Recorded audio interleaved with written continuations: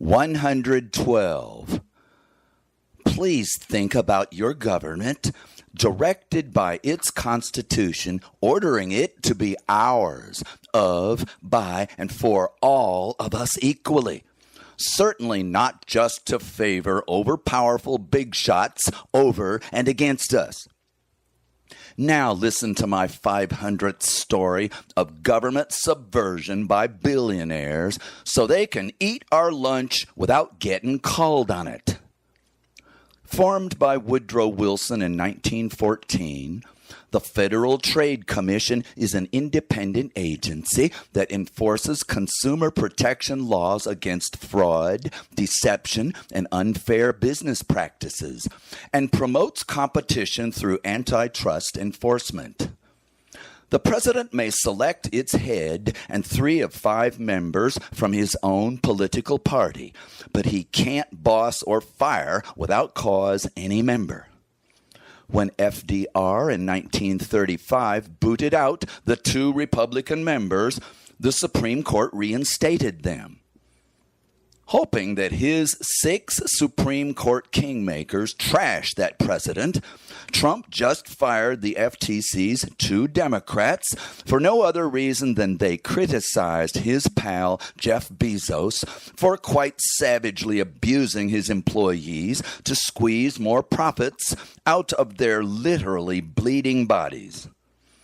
The FTC's Republican majority certainly favors Jackal Jeff, but lower and appeals courts should reinstate the axe Democrats, Bedoya and Slaughter. Then expect 5 Supremes to let their king rage again. Reason enough for you to pack in decent judges to outvote supreme oligarchy of the super rich over their 99% victims. Only 2 weeks ago, Commissioner Albert Bedoya went public with his complaint against billionaire Jeff Bezos, one of a half-dozen money mountains a few feet from Trump as he swore on a Bible to execute our laws. Your giant clue as to who Donald really favors. Close to 1 million people work hard, dangerously hard, at Jeff Bezos's Amazon warehouses. For every extra dollar, Jeff flogs them to frantic speed, tracking their every microsecond of movement, packing, lifting, and moving often very heavy products. Their injury, including severe injury rate, is twice that of comparable delivery companies. Crushed vertebrae, broken bones, long-term, harshly painful, heavy lifting at frantic speed, repetitive movement injuries. To get them temporarily feeling better and back to 120% speed, Bezos stocks every warehouse with vending machines that dispense powerful painkillers. Albert Bedoya's public complaint, seconded by Democrat Commissioner Karen Slaughter, won't cause the controlling Republicans to shed a tear or touch their sweetheart Jeff Bezos, but it did make the slave drivers stink real bad in public and piss off Trump big time. So he fired them for doing their protect the public jobs instead of letting the greedy, heartless, abusive billionaires, Bezos and Trump, ruin people's lives for a buck. This story is about 2 of the hundreds of thousands of illegal Trump firings, all for a single reason: to hurt and kill increasing millions of little people all over the world for big money. Only you can make law to stop King Trump. By no means a short, easy endeavor. Let's discuss congressional, constitutional power of the purse and power to design lawful programs that legislators direct the president to execute and administer, not flout and destroy. Let's say that the House and Senate vote $1 billion annually to serve a certain population's needs, describing that help, including its methods and objectives, skilled staff, acquisition of supplies, and facility infrastructure for the ongoing public service will all be needed. States, Congress. Executive administration will face challenges, including Trump's warned about fraud, waste, and mismanagement, dealt with by accurately finding, reforming, and eliminating it, not by firing 25 to 100% of staff with lies about undocumented bad performance. Trump's own executive orders for reductions in force staff cuts claim adherence to all congressional program orders. But then he destroys entire programs, while his captive party doesn't care that he lies that he obeys the law. Courts have ordered perhaps a fifth of his nuclear bombing reversed, often impossible because destruction that violent leaves only shreds beyond repair, and Trump disobeys many lower court rulings while he awaits Supreme Court coddling, not constitutional justice.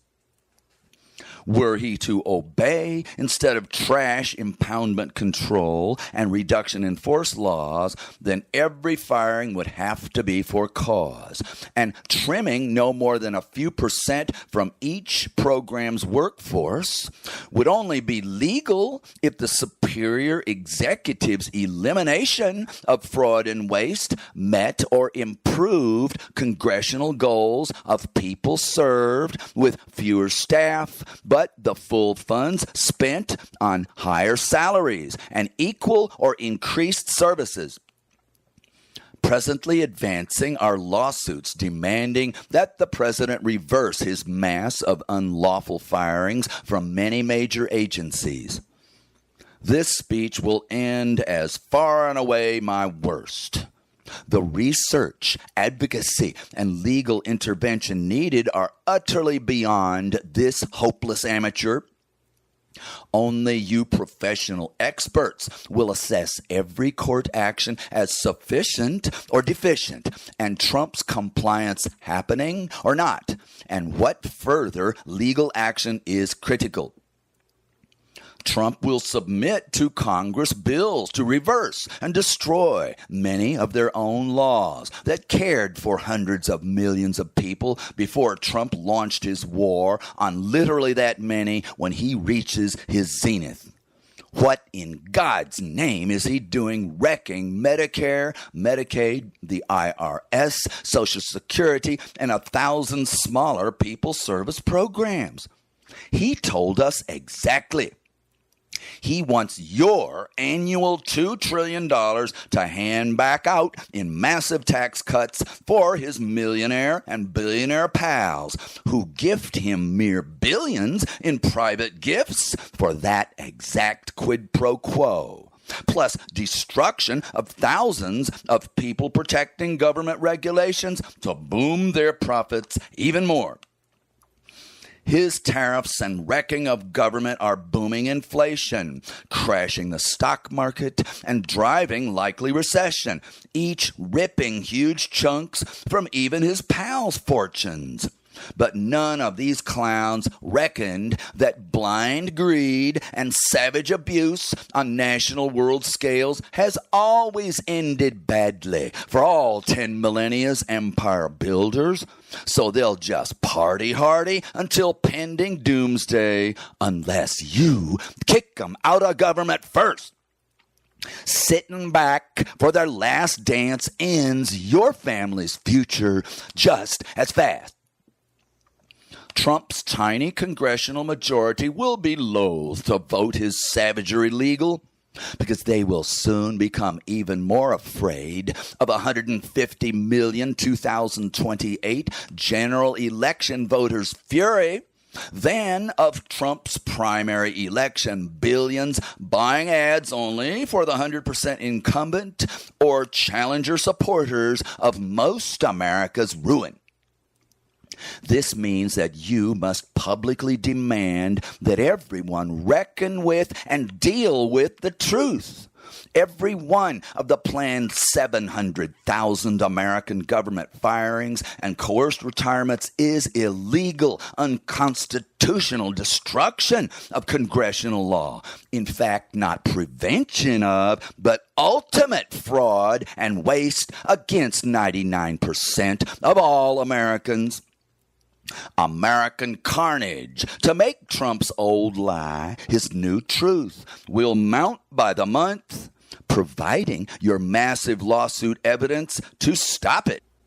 Keep suing until even their sick Supreme Court is shamed into attempting American recovery of law, democracy, and well-being. Let's talk pandemics. I've spoken about bird flu. Many nations vaccinate their chickens so they don't get it. America only slaughtered 150 million. Then we sit back and wait for 62 human victims to mutate infectiousness 100-fold. A dozen other species suffer up to 50% bird flu death rates, vastly worse than history's second worst animal pandemic. COVID's 1% death rate killed only 19 million. So what could go wrong? I love suck-ass, stinking, tragic, stupid as shit history. Well, Stevie's lost it now.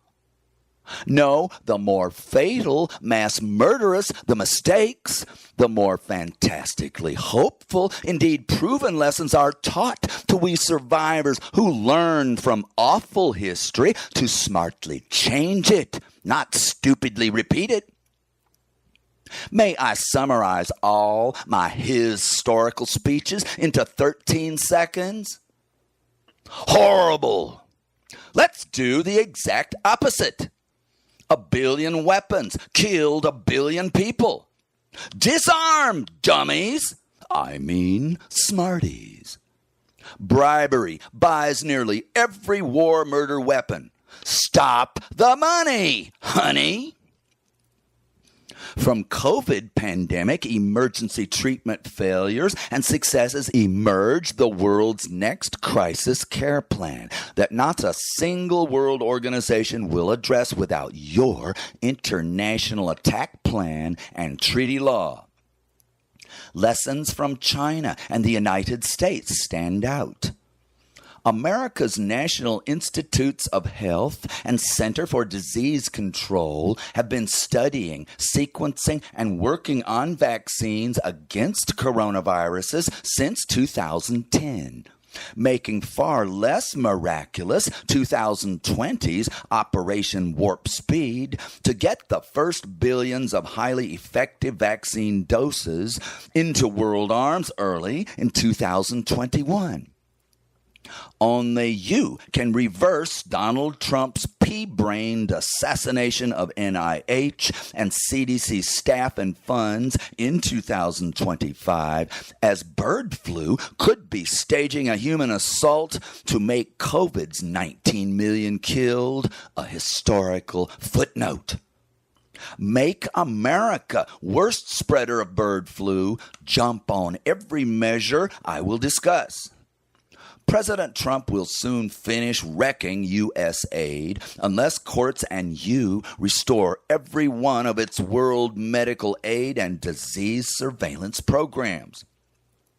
This huge program was locating and limiting many terrible diseases, polio, Ebola, malaria, and tracking many other potential animal to human contagions with world explosion potential.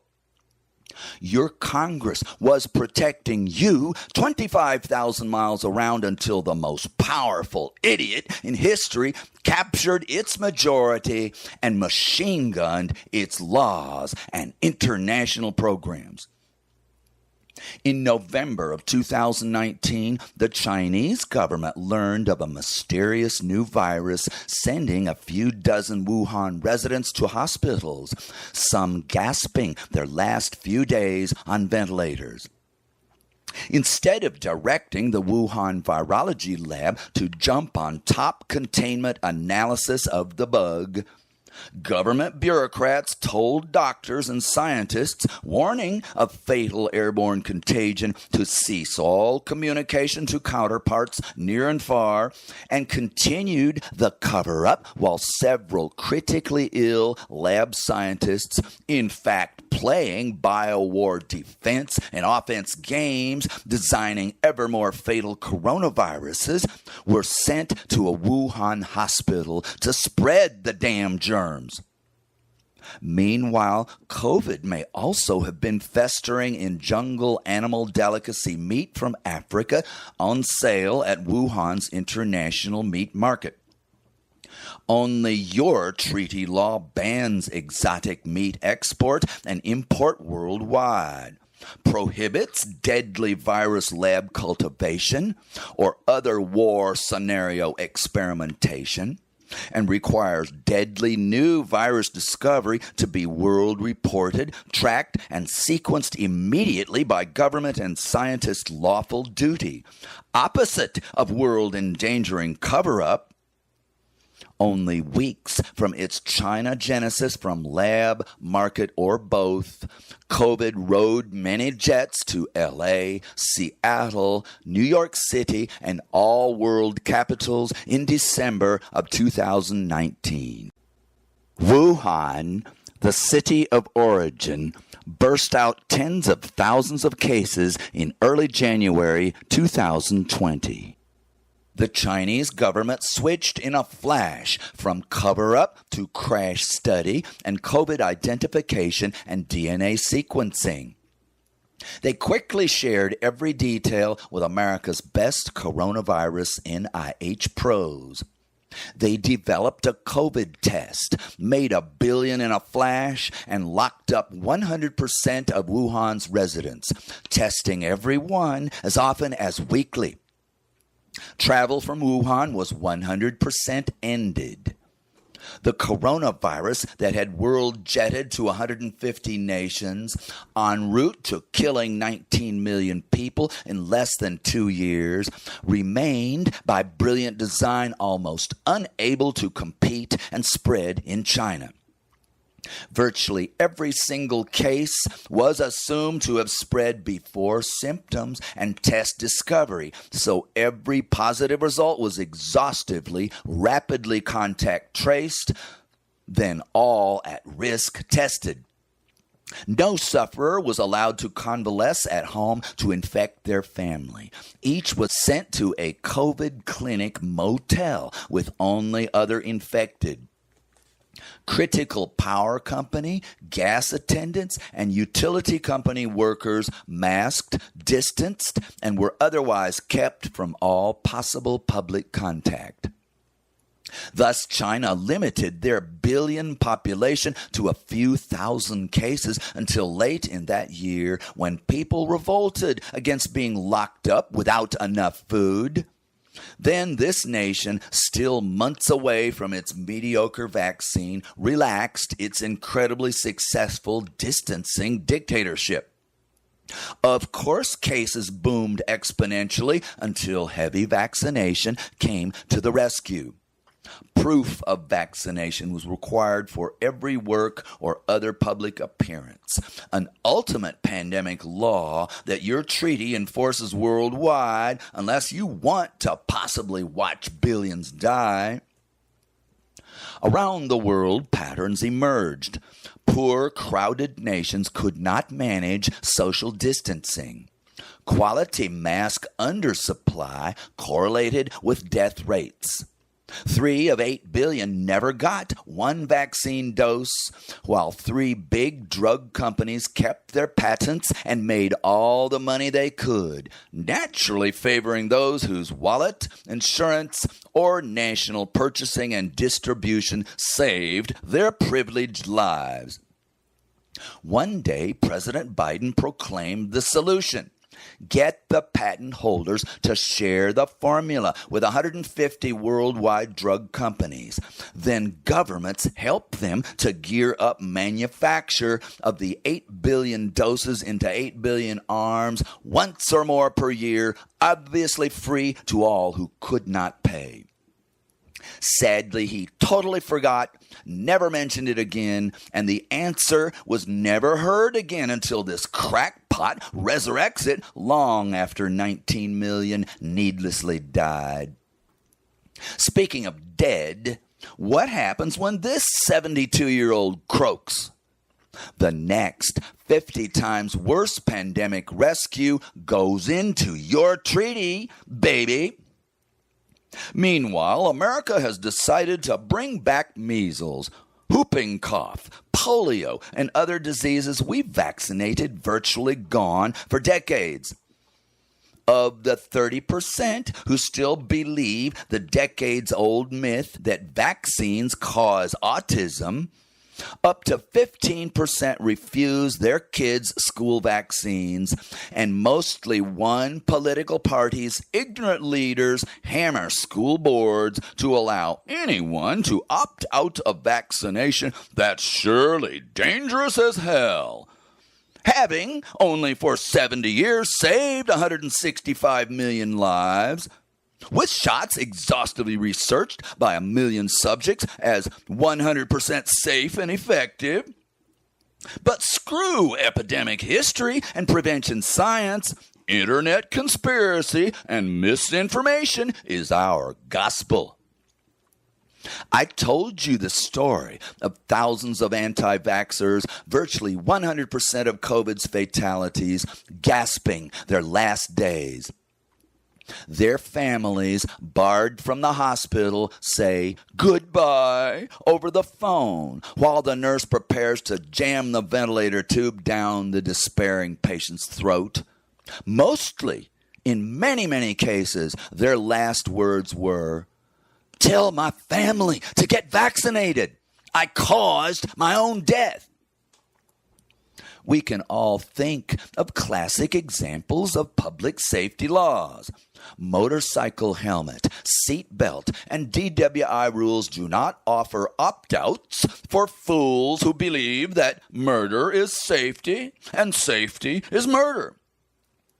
The 19 million who died of COVID either refused the vaccine or could not get it. Let's detail the laws, not pretty please if you're smart, comprising the tenets of your pandemic rescue treaty. 1. Get antiretroviral drugs to every HIV-positive person in the world. You ensure their long, happy life rescue. No goddamn Trump ever again should have veto power. 2. Rush vaccine creation and manufacture for every dangerous, applicable human and animal contagion, especially farm animals at risk, just as a number of nations control bird flu in chickens and cows. Irresponsible America has spread it to 62 people, inviting mutation to a form that might fatally threaten 6 billion. 3. Multiply testing to keep constant track of every endangered population, animal and human. 4. As any animal and or human contagion spreads, DNA sequence every version as it mutates while rushing ahead with mRNA vaccine formulation and mass manufacture ahead of, not lagging up to a year behind, the potential world explosion. Each vaccine can be made in 4 weeks, not 10 years. Administer to a large, significantly exposed population. Identify the same number control group at similar risk, unvaccinated. In a few weeks, the untreated group will suffer a certain percentage of epidemic infections. How protected was the vaccinated group? For example, COVID vaccine allows mild infections, but serious cases very rarely and virtually never fatal ones. Spectacular good results of the vaccine could be virtually proven in 24 days. The next pandemic, if not 1%, but 20 to 40% fatal, would not afford public rescue strategy the luxury of 8 more months waiting for 100,000 vaccinated to be exposed while 100 million unvaccinated died like flies. Many millions hearing of few or no deaths among the first 5,000 vaccinated would sign up for challenge trials. Vaccinate 100,000 people from 6 months to 110 years old, then 1 week later inject or aerate everyone with the killer disease itself.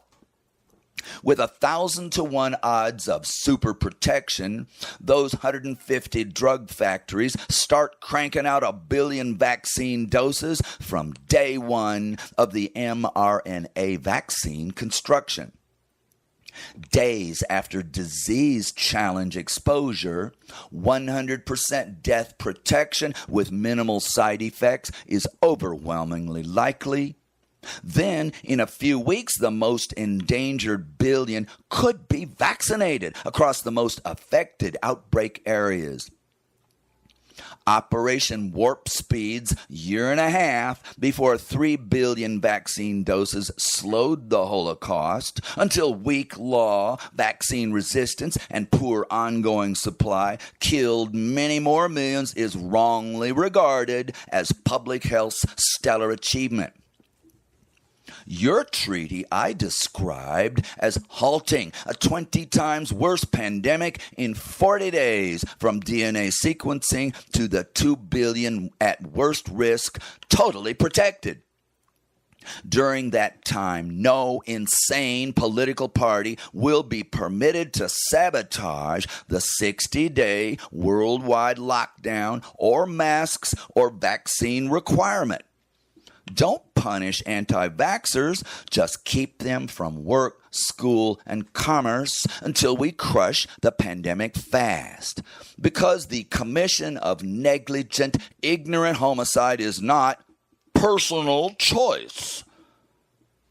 I was only able to confidently design our treaty and public health pandemic rescue after COVID research came in, contrasting Republican and Democrat-led American states. Republican leaders discouraged masking, sabotaged distancing rules, and encouraged vaccine refusal.